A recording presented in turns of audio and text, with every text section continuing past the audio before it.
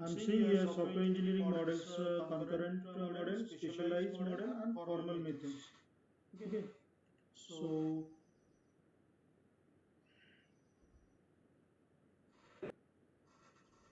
um,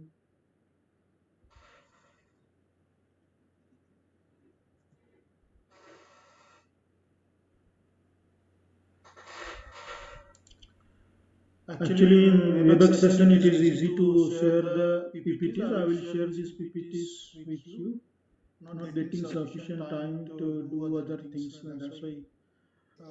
So today's objectives is to learn about what is concurrent model. Then we are going to see what are the specialized process models or the component-based development and what are the steps for that. Then the formal methods model or what you can say mathematical models in software engineering and project management. So we are going to learn these three things. These are the objectives to learn concurrent, specialized and formal methods in software engineering. Next is when we say this. So what is concurrent modeling? It is an evolutionary process model that we have to keep in mind that evolutionary process model are the spiral model and another is the rapid prototyping. So concurrent modeling actually uses these things. So it's a development model called sometimes called as concurrent engineering, and it actually allows software team to represent iteration. Iteration means analysis, design, coding, testing, deployment. All these courses go in a pipelining manner. So, are in a using Boehm spiral model. So, if you see this,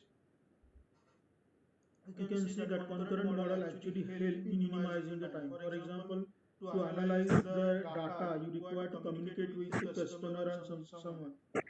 But if you are using a concurrent model and in that evolutionary process, then you can actually refer to already existing models and you can go for this concurrent modeling. Okay, it is applicable to almost all type of softwares, even operating systems. For example, if you want to design and develop right now the new operating system, it is not necessary to you to go and discuss and communicate with almost every customer in the world. You simply have to find out the most popular operating system and then study that operating system and try to add the features just like that operating system in your operating system. So that's what they are doing. Windows is known for Macintosh, Windows for graphical user interface, so Linux shifted to the graphical interface and likewise. So that is what we call as a concurrent modeling. And it actually, simply speaking, concurrent modeling is actually the modeling where you are using already designed and developed system uh, as a reference to design and develop your own system. So it is very easier for you to find out the things. For example, let's say suppose you want to complete your degree. Okay, so what you will do, you will try to actually copycat the person who successfully completed his degree or her degree. Okay, so study pattern and other things, those things are there. So that is what we call as a concurrent modeling or concurrent processes. So it has certain events that you require to follow and it's required discipline. So if you go with the concurrent activity modeling, so it's how the activity modeling maybe say, but if you go with thing, it start with the inactive state. So it's simply, for example, when early in the morning we wake up, we are generally are inactive. Then you go to the under development. So once we start the process of developing the software, this goes under development. From under development, this software may go to the under review. When this goes to the under review, okay, you can say if the review is okay, done, or you can go for the other baseline review and then you can say for the done. Else, when you say done, it's once again go for the awaiting changes. Whatever the reviews changes are there, those changes are made here.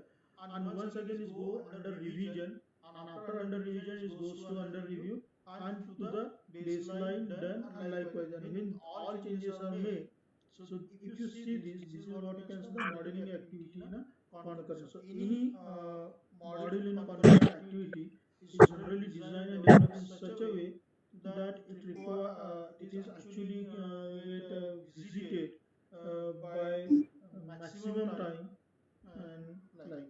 So all software engineering activities this exist concurrently, but it's they may be in a different state. Means some activities may be in a inactive state, some may be under development, some may be under review, some may be on the baseline, some may be in a done, some may be in you can say awaiting changes and likewise. So this is what you can say called as a concurrent modeling activity. Okay. Now, what are the specialized process models? Today's lecture is very small lecture, and actually technically also we got some advantage here for 20 minutes of thing. So specialized process model. What is specialized process model? There are certain type of software which require to be designed and developed using custom based technology. So when we say custom based technology, we are actually considering those technologies which are required to be specific. For example, let's say suppose you want to create a website, you can't use the system programming principles there. You require to go for the what we say website development things. And likewise, these specialized or narrowly defined softwares, they require a very concentric approach. For example, let's say suppose some scientist or physicist asks you to design and develop a software for his experiment analysis, where he can generate the data of some say nuclear reactions, and you have to calculate based on data the resultants. For example, this European Center for Nuclear Research (CERN) have the complete software specialized process model which actually do the scientific calculation on the their research and likewise. So it's a quite different. You can say it's a specialized process model is quite difficult, or what you can say. If you consider this fashion and other things, you can say the specialized process models means tailor made. Okay, that you are specially creating the such type of software engineering. It's really the combination of different software processes and likewise. Then component based development. So simply speaking, this component based development means commercial off the shelf software components or parts are there, and you simply have to bring the these software components, patch them together, and your software is ready. For example, let's say suppose you want to have a simple survey system. So already a Google Form software is available. Okay, Certify M software is available. You patch those two softwares and you create a survey system which actually gives the certificate to the participant as soon as the survey is completed. So that is what we call as a commercial off-the-shelf software components. Or I simply say that you are creating something as a software or e-shopping. Now for this e-shopping you require to get payment from someone, and you require to pay to someone. So instead of redesigning the entire payment gateway, what we are doing, we are simply hiring the payment gateway by paying certain service fees to that payment gateway, and that is called as a cost based or software component. So it says that it is always better not to reinvent the wheel if the wheel is actually reach its optimum what can say performance level in that particular time. So simple thing, the thoughts means that is, if some components are already available, instead of wasting our time in designing those components from scratch, we buy those components, or say some patents are already there, we buy those patents, and based on that we can go for this thing. So component based development model incorporates many of the characters of Boehm spiral model. Okay, so Boehm spiral model actually at the first analyze the things, and it try to minimize the work by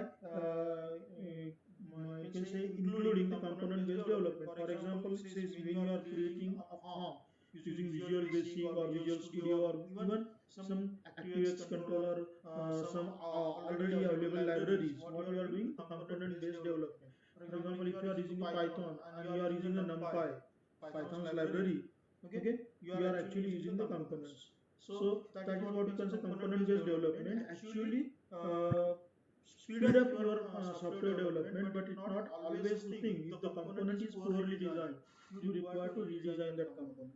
Okay, but sometimes because when we say software is a product, we require to deliver the software within a specified time period, and so the component based development is generally used in commercial software development.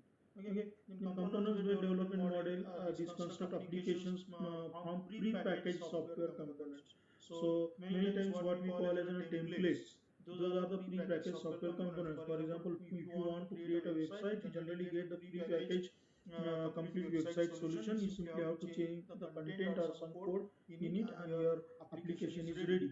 So that is what you can say component-based model. And modeling and construction activities in component-based development generally starts with identifying the components. For example, let's say suppose you want to create a website which can deal with e-commerce, then you know that your website required to have the product display. Okay, the product display component, get it from somewhere. Your this requires some surveying display. Okay, surveying, voting display, and likewise. So you are actually gathering all these components, patching those components together, and once those components are patched together, your entire solution is ready, and then you are delivering that solution. So modeling and construction activities in a component base generally goes with the identifying the candidate components in a system. So for example, let's say suppose if you want to create a word editor, so what are the components for word editor? You require a file component, you require the edit component, you require the all those menus, then you require the work area.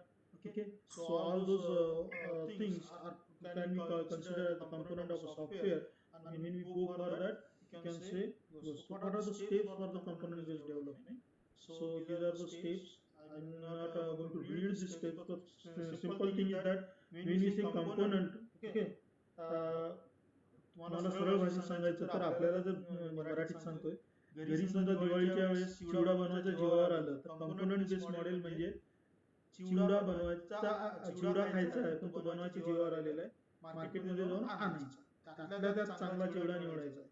Okay, so in the same way, when you are doing some application, designing some application, and there are few things. Let's say suppose you want a calendar there, or you want a graphic generator.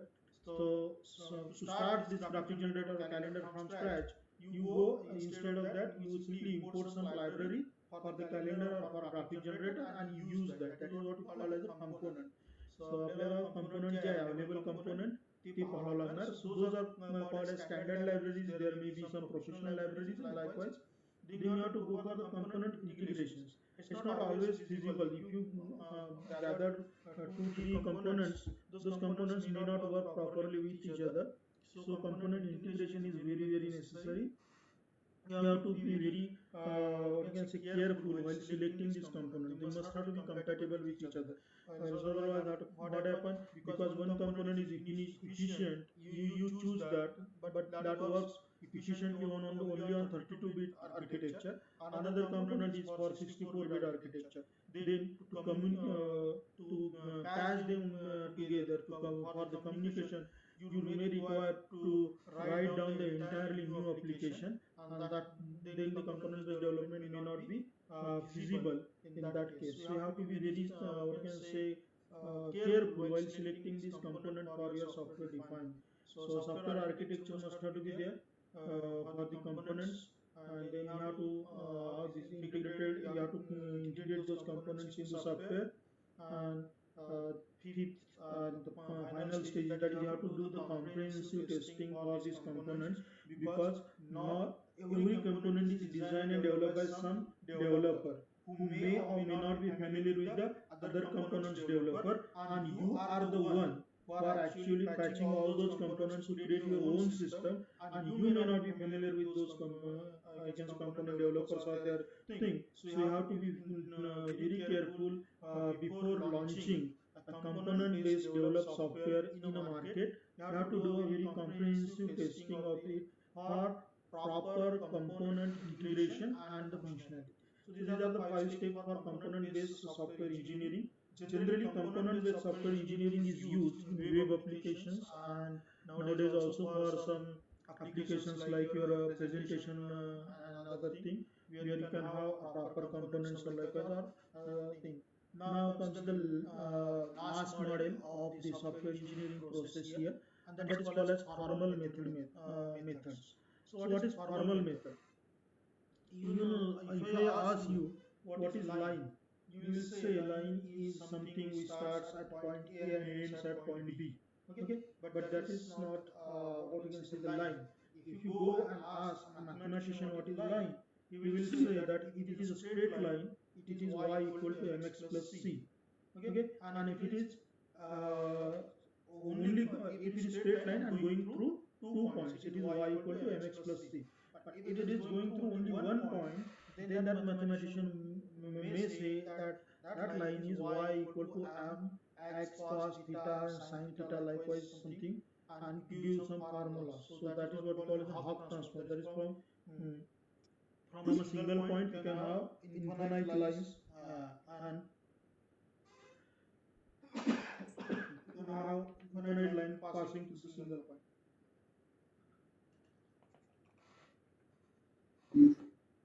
So formal method is basically the observation. For example, if you see the universe, okay, so how the universe generally go with? The universe go with a sinusoidal thing, that is up and down is there. Every morning sun rises, every evening sun sets, and likewise. So half part of the day is lit up by sun, half part of the day is lit up by moon. Okay, so what we are having, the positive and negative, and this is what we call as something like a waveform. But if you observe this properly, you know that Fourier is a mathematician in age 19 of years age. He actually gives this Fourier transform, and then by some in some quarrel he got killed. But Fourier transform is the basis for computer science and engineering and communication. Okay, and that is called as formal method. So when we say designing or using the formal methods model, we are actually trying to get the essence out of some natural phenomena or some observed phenomena. For example, if you see the DNA structure, AGCT arrangement, it creates DNA and everything. So based on that, the computer engineers studied that and they created a formal method, a mathematical formula which can then be used as an algorithm, and then it comes as a DNA computing. So formal methods are the most difficult, most time consuming, and it is not really for the commercial software development. Formal method model for software engineering is the model of researchers where they do the too much research. For example, if you know the ANTS algorithm in computer networking, it's actually took 30 years of research to create that single simple, now seems to be simple, what you can say, algorithm. So if you go with this algorithm, which are very high-end algorithms network. Actually, networking started with ARPANET. They done too many experiments and systems, and what you can say, these all protocols and all those things, they are developed over time based on the formal methods. So they may not be seems to be directly commercial, but the formal methods are used for sustainable growth, or what you can say, the actual software progress, software engineering progress happens only through formal methods model. Other models are for commercial thing. Okay, so variation on this approach called as a clean room software engineering and is in practice by many, but again in a research. Okay, in commercial they won't go for this clean room practice because it actually requires too much of what you can say dedication, devotion, and at the same time the intelligence also. So and we people may be smart enough to study something, and likewise, but when it comes to intelligence of the genius level, there are very few, and so formal methods models are generally not used in the commercial software engineering development.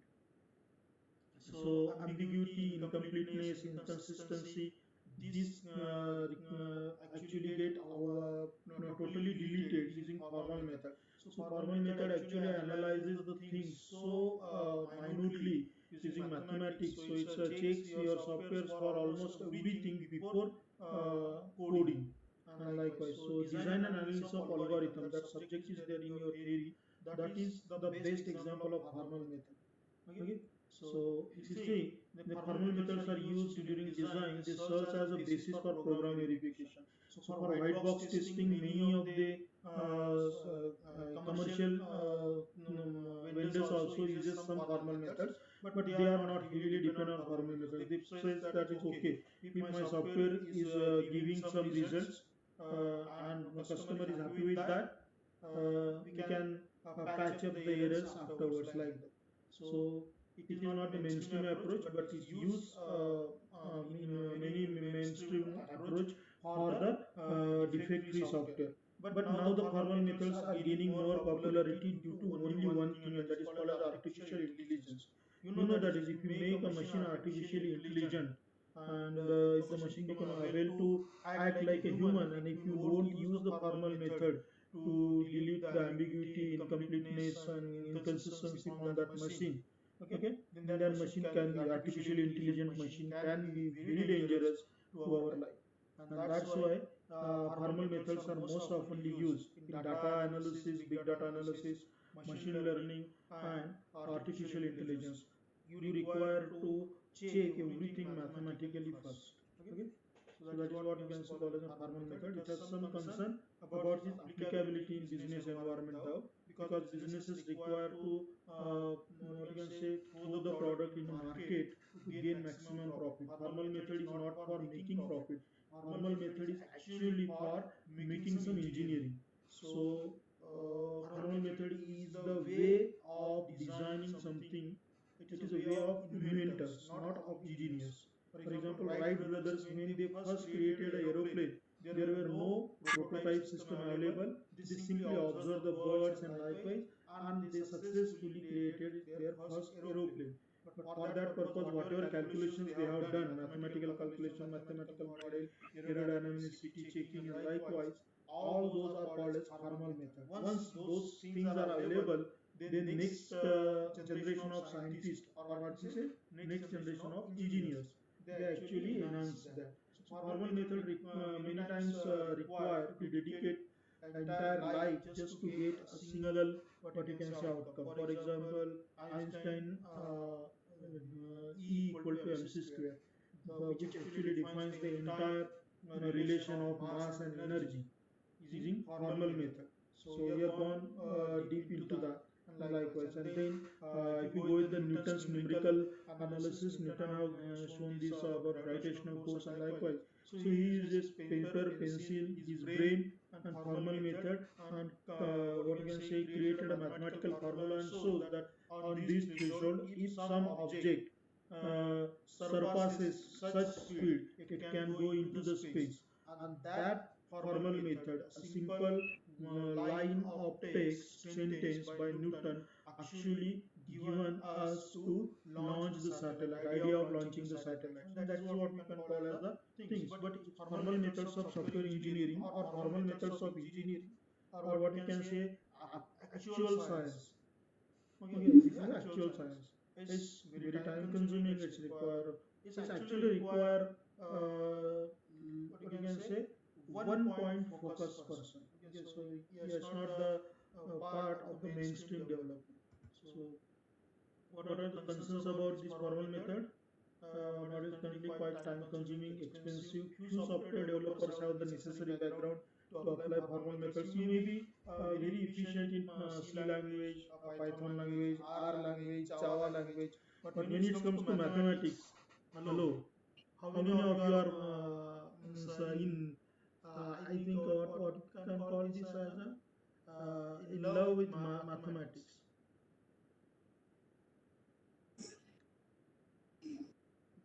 I'm going to answer your questions after the end of these sessions. That is, what are the components substantial for software development or not?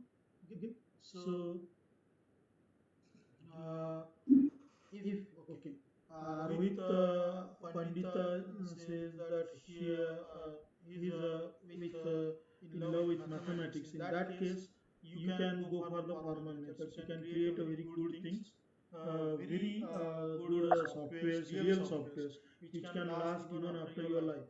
Okay. For example, Dennis Ritchie, when they come up with the C language, they actually work to create this language for 20 hours a day, and they come up with a C language. But for that purpose, they use mathematics. They don't use direct computers. Okay. first, and then when those languages were proven mathematically, they come up with 20 hours a day is not too much if you are a scientist. they have they actually won't they actually complain to the god why you made only 24 hours in a day and why there is a sleep. Okay, scientists are someone, you can say they are completely different people. We are not from that genre. Okay, so now this formal method is difficult to use the models as a communication mechanism for technically unsophisticated customers, because when you are talking in terms of sigma, pi, cos theta, tan inverse, and likewise, your language becomes so uncommon, so technical, that maximum users simply or customers will simply goes away from it. That's why scientists are generally alone. 1 hour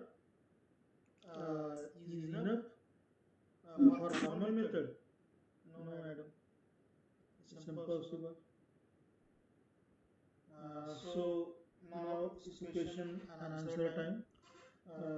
If you are having questions, the first question they ask about the components. Why components are you can say good, or uh, what are the components thing.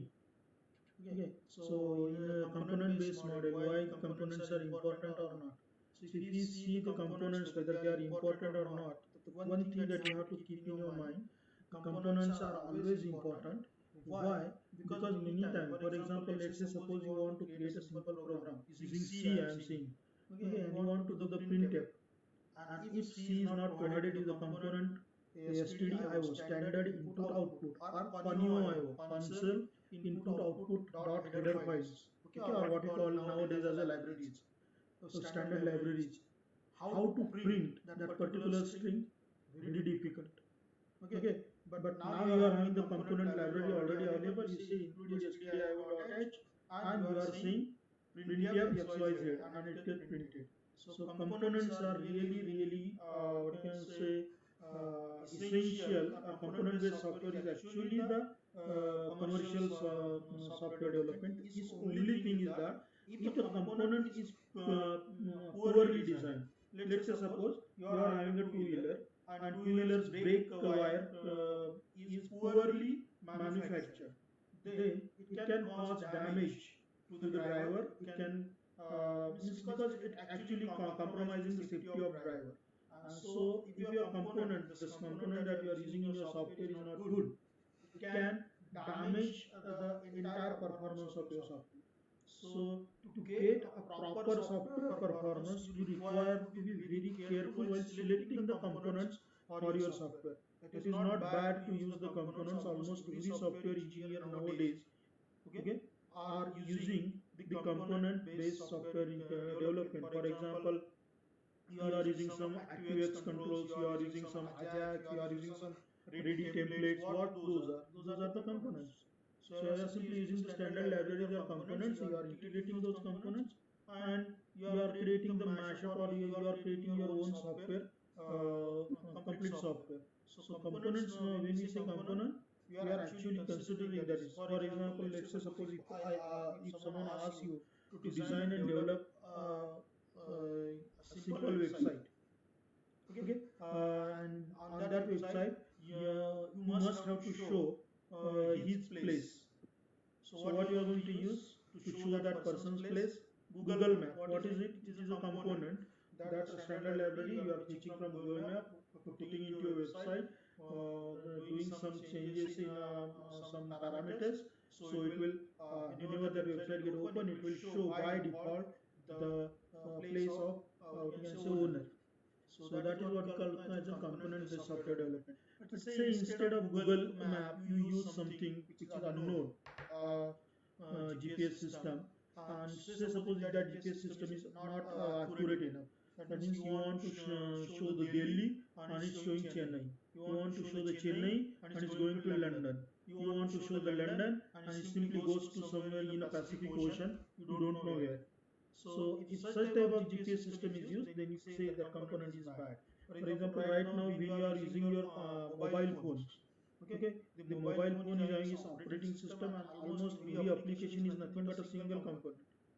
So component-based designing or component-based software development is network-centric, and it is the demand of today's reusability, what we say.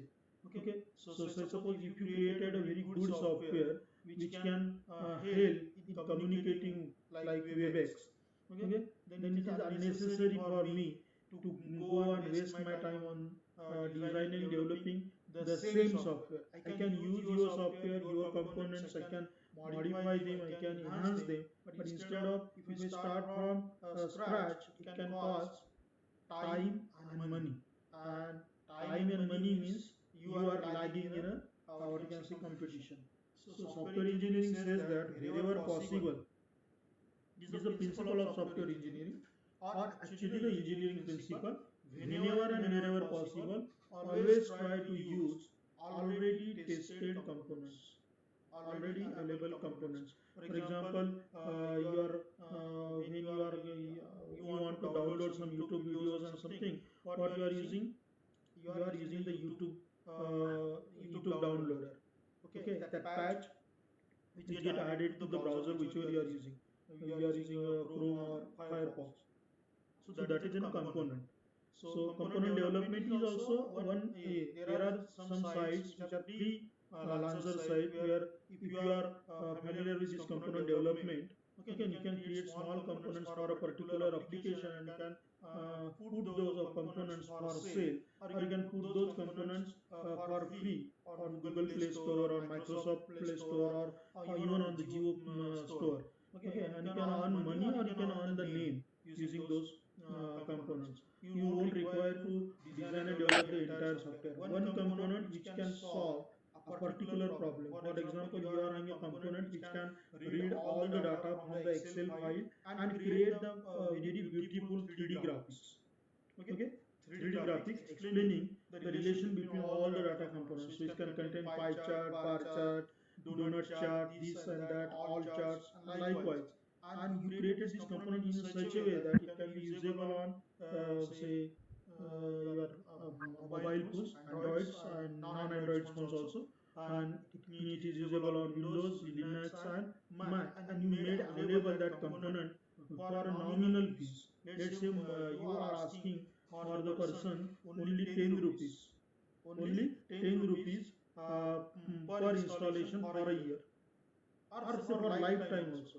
We are having around 700 and the 32 crore people in this world. Out of these 732 crore people, around say 32 crore people, if they choose your application, okay, and they use and they say, okay, I want the full-fledged application or full-fledged component, and they paid you 10 rupees. Okay, not 32 crore people. Only say 1 crore people paid you 10 rupees each. Okay, what will become? You will become rich by no. When we say by night, it is not by night. To design and develop such a component which can be bought by such large amount of such a large number of people. Okay, so 1 crore people or something, you require to be very careful while designing and developing that components. Must have to satisfy performance benchmark of software engineering: speed, accuracy, and security. Okay, so any question? If you like today's lecture, you can say yes in chat, because you know that is something I also get. And next time, I'll try once again to go through these training sessions of the WebEx, because it is easier on training sessions to upload all the data and other things, even the presentations, files, and like. Okay, so online you can download them, but for training sessions you require to have specifically the email ID of Raisoni Group. Okay, so I'm very thankful to you for attending this lecture. Okay, today's attendance is but a little bit poor, but it's okay. I expect almost everyone from A and as well as B section to attend the software engineering lectures. Thank you. Thank you very much. I am ending the session. Thank